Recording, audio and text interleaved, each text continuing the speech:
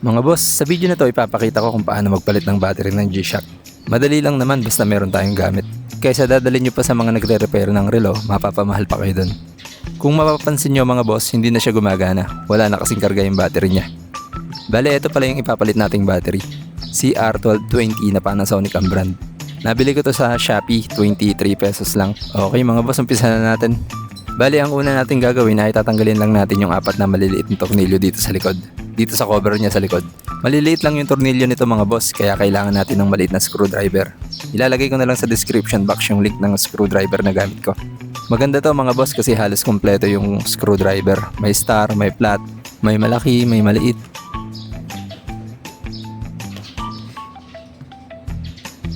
Eto na mga boss, buksan na natin.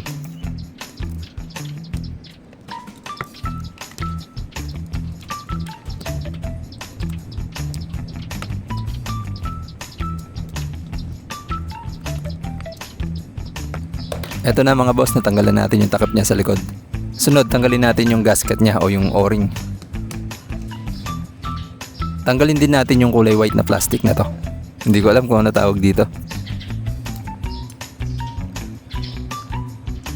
Tapos, eto na mga boss yung battery niya. Bago pala kayo mag-order ng battery, kailangan nyo muna buksan yung relo para makita kung anong klaseng battery ang nakakabit sa orasan nyo.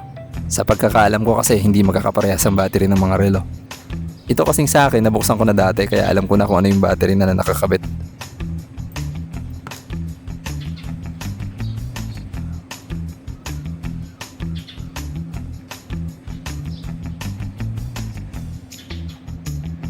Sa pagtatanggal naman ng battery, meron siyang lock dito sa gilid. Tanggalin lang natin. Kung may tweezer kayo, mas maganda.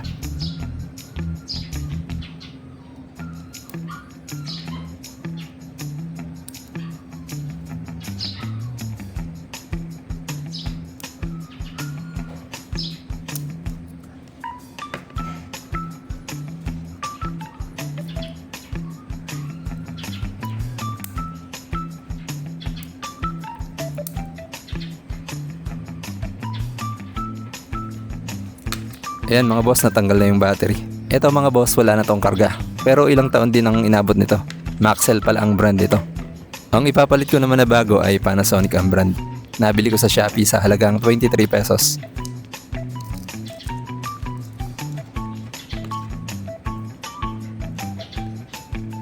Eto na mga boss, ikabit na natin yung bagong battery. Kung paano natin tinanggal yung lumang battery, syempre ganun din natin ikakabit yung bago. Bali, ang positive ng battery ay yung nasa ibabaw. Makikita nyo naman dyan sa battery. Yung mas malapad, yun yung positive. May plus sign dyan. Ayan mga boss, gumagana na siya.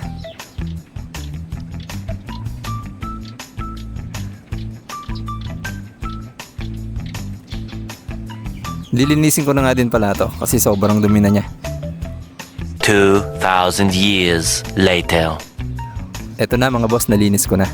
Pwede na natin ibalik yung mga parts ng relo na tinanggal natin kanina. Unahin natin syempre itong pinakamakina ng relo.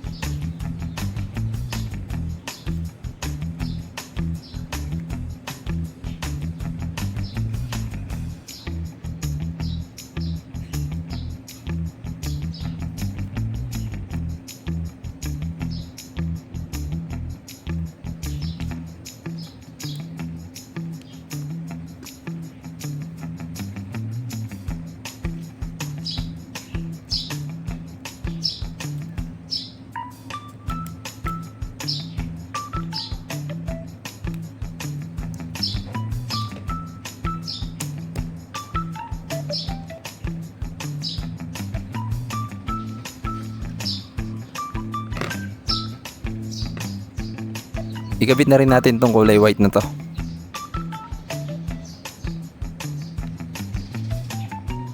Huwag din natin kalimutan ibalik yung gasket niya. Napaka-importante nito mga boss kasi pag wala to, mapapasok ng tubig yung loob ng relo.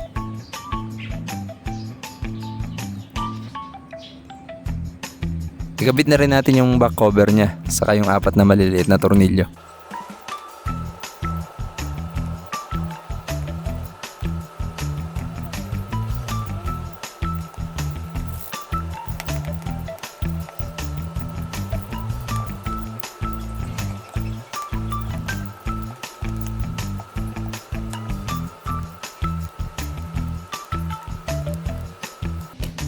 Ayan mga boss, okay na. O diba sa halagang 23 pesos, may bago na tayong battery.